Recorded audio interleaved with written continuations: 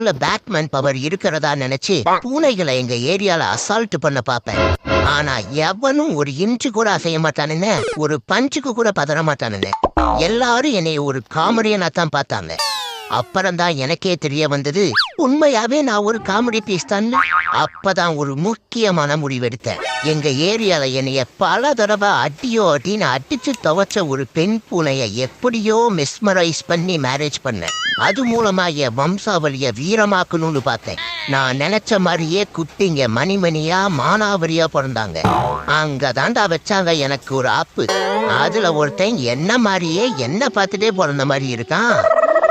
சரி, பார்க்கதான் என்ன மாதிரி இருக்கான்னா ஆட்டிடியூடும் அப்படியே என்ன மாதிரியே இருக்குது. பிறந்தாண்டா பேக்கப் ஆஃப் பேட்மேனுக்கே ஒரு பேக்கப்ல தான் தோணுச்சு. அப்புறம் கிளைமேக்ஸ் என்ன, அவன் வாழ்க்கையும் தான்.